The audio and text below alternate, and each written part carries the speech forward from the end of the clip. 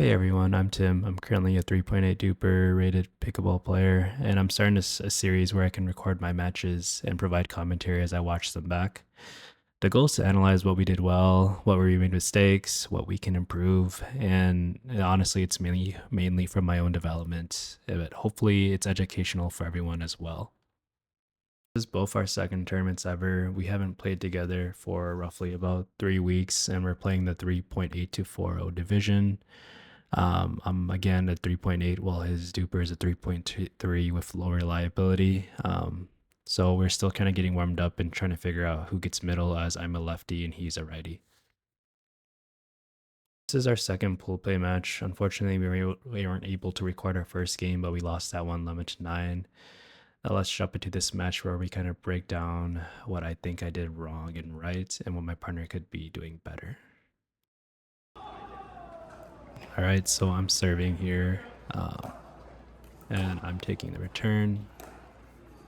We get lobbed. One thing to note, I have a horrible overhead, so these guys know that. Nothing that I could see. We just couldn't get a good third over, and then we got lobbed and we just got disorganized. They attacked the returner and I was late. My partner could have poached that if he really wanted to. It's up to him. I don't know if he felt comfortable there. That's a bad return. Leads to a horrible get by me. I think this is all my fault, honestly. It's a bad return, but even a worse overhead kill that should have not been a free point. And then I just swing a return out. I think I kind of got frustrated after that first play where I just missed the lob completely on my backhand.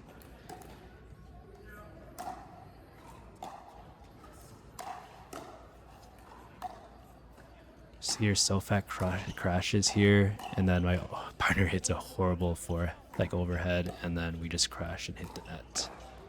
So what I'm seeing here is that we are really struggling with just getting the middle right now because we haven't really played that much together in a long time.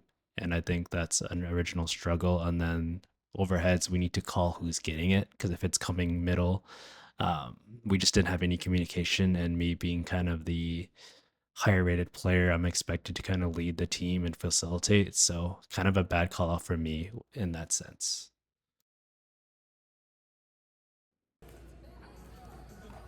All right, so we could have called a timeout here, but we just kept going. It's 4-0. Them before. We see that. Good thing we didn't hit this ball. It was a flat drive. And now it's second serve, so we're not very far.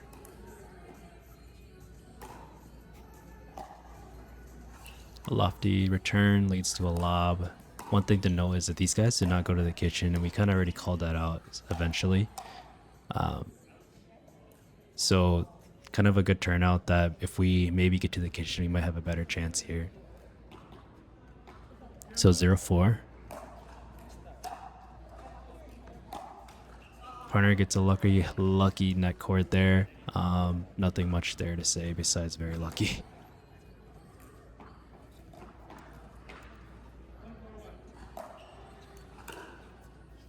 He takes the third, attacks the returner. It's a good idea, and I crash. I think that's just simple play of just drop and crash if I see if it's a good shot. 2-4-1. We attacked the returner again. We saw that he stayed, and I told my partner all the time, if he's not moving, you have to attack it. Like, it should be a shot to his legs, and we can see a pop-up happen usually. I hit a inside-out drop cross court. Just felt nice. I think my drops overall in the tournament were really nice. So 4-4, we're on a streak.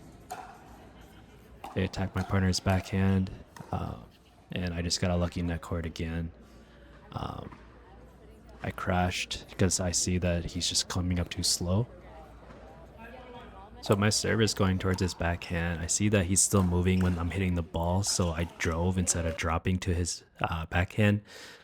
But there's one thing I want to call out here that I think was a misplay by my partner, and that's him not crashing on my drive. He should have known that he's really off balance. He hasn't split step fully and hit the ball clean. and he saw that. As he saw, I had a lot of backspin on an overhead, and he should have crashed that as he was more forward in front of me, and I was kind of recovering from a drive. So I think a good call out here is that maybe he's tournament jitters or nervousness, but he should have crashed that just because he's more in place to hit that, and he's more balanced and more in front of the ball than me. I kind of did a quick step to get that ball, but that's just a riskier shot because I'm off balanced. So we switched at 6 here, so it's 6-4-1, I believe. Here, I definitely know what I did wrong. I'm reaching and I'm not properly balanced for a drive. I think we had a like middle decisive who takes the middle there. It was kind of, if we don't know, I'm just running to get it. And I think that's just communication that we need to discuss. Like, hey, if it's like 50-50 in the middle, who's taking it? Sometimes I like him taking it because it allows me to crash if it's a good drop or a drive. And instead, we just had like decision paralysis, and I took the ball and just ran it right into the goddamn net. So this point here is a pretty important point that I think I am deciding here. So what he did here was he drove to the guy just right in the middle where the guy on the right could push the ball properly. But instead he kind of subs it right into the net. I think maybe it's a good drive in a sense that it confuses the person who's going to get the middle there. But in all honesty, I think it's always better just to always attack the returner where you can. I know if he's hardcore poaching middle, which he had a hand on it, it could have been bad. He could have brought his team to the kitchen. But I think there he should have went more towards Mike just because he's running into the kitchen and it could lead to a pop up or an imbalanced shot. But overall, we won that point, but it's not a good point, I would say. It's more of a mistake, user error, than what we should have done better. We're just gonna ignore the like user error there, so we'll go to the next point. 8-4-2. E miss serves, so we're on the next point. Ball's all over the place here.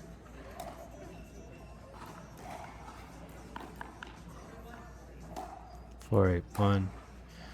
I attack the server. Shanks the overhead. Gets the ball back. They're not moving to the kitchen. I noticed that, so I've started hitting slower balls. Then he hits it out. I think this is a very important point to recognize patterns. I think I read the pattern, but this is where I started telling my partner, hey, they don't walk up to the kitchen at all. As you see here, they're kind of just sitting baseline. So I'm starting to hit more risky angle shots to get them running into to provide a pop up. But I think at a level like this, you kind of need to recognize patterns, and my partner didn't recognize that, and I have to call it.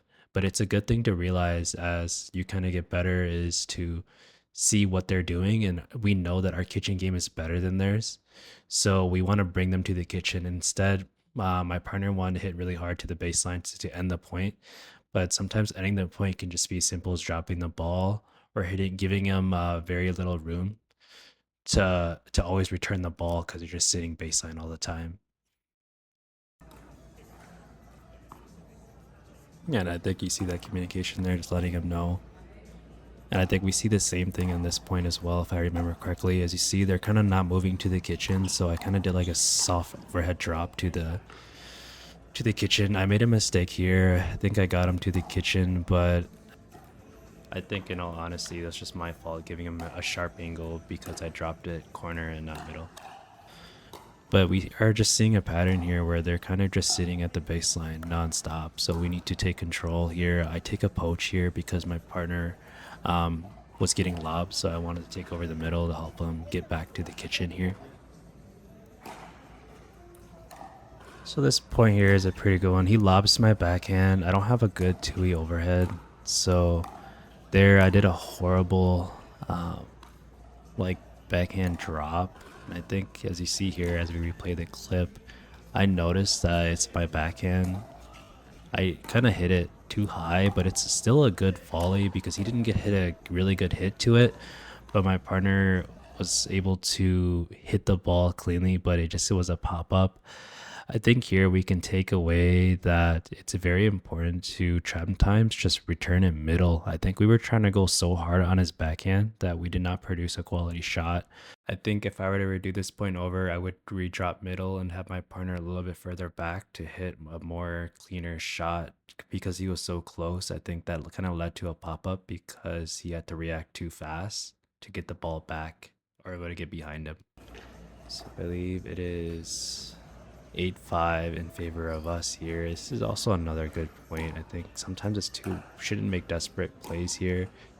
I said let it bounce here, and then he does a lob. It works well, but he's trying to drive the ball. I think he returned a soft shot. I think in that case there, he could probably just do a drop or just push a less riskier shot. But other than that, it's such a hard shot still. There, I think just exhaustion from the unforced error, just a missed return. So now it's 7-8. Hits a drop. My partner hits an angle. They're staying at baseline. Again, not a good drive or overhead. They're just staying at baseline. I kind of do a kitchen drop and they just walk back again. And then we just get lucky here. He just miss hits. But as you see, they're kind of just walking backwards all the time. They're not walking forward towards the kitchen. So 8-7-1. I'm up too close, but I got really lucky. I was able to get the ball back, and I just took control of middle and ended the point there. I don't know if that was a good point, but we can review it here. So this is a good analysis here. I'm serving to his backhand. He moves and shifts to hit it forehand. My partner here actually is running two hands, standing straight up, hitting a two-hand drive, which leads to an out ball that was hit. As you see, there's really no spin on that ball. It's probably going to go out. I'm too far up because he hit a crazy shot, but I'm lucky to even bail that ball out that came to me. We have a nice drop here, and then Sofak's hitting the ball hard, aim going up, but that should never be the case here. So one thing I want to say is a good lesson is footwork is important. You should always try to get low to generate more topspin or just spin in general. My partner kind of hit a drive standing straight up. And for Sofak there, I think when you hit the ball, you shouldn't be hitting so hard when you're pushing the ball up. You want to always hit hard when it's going down. But over than that, kind of a disgusting point in both sides. So it's 9-9. It's a drive, and then he was not ready. I think it's a good poach, honestly.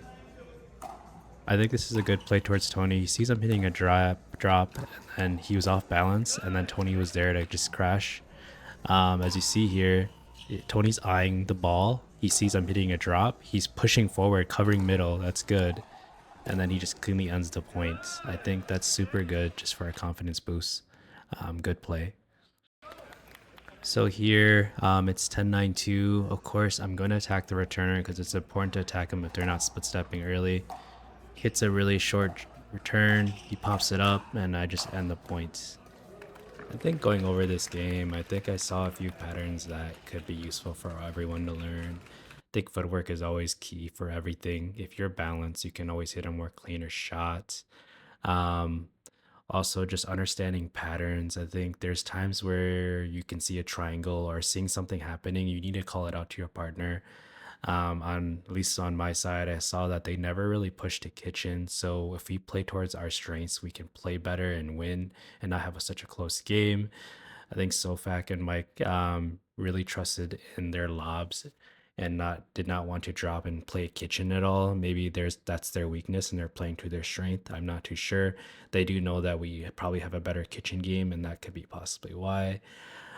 For me personally, I think I need to work on my overheads. Of course, I think they kind of exploited and knew that my overheads were not as strong. But then we saw a pattern where we don't have to fight overhead by returning it deep. Just get it to the closer to the midcourt or kitchen, and we can fight and win the point. For Tony, I think the most important thing that he could learn is possibly just have more pickable IQ, understanding patterns, and letting his partner know, like, hey, I think they're not coming to the kitchen. So, maybe play more soft or drop the ball. or even having more confidence. I think he gave me complete control of middle instead of just taking it over, which is fine. But there's all the times where I'm super unbalanced, having to take a ball in the middle, which leads to a lot of unforced errors. I think if he poaches some balls where I'm running to the kitchen after a return, he could protect me, but he's kind of leaving that ball to me because it's my forehand. But sometimes I'm not hitting a cleaner shot, which he could hit because, we have both forehands in the middle, but I'm running and he's stable. But other than that, clean game. I think everyone could always work on footwork again, but what a great game by everyone and just a learning experience for what they can improve on.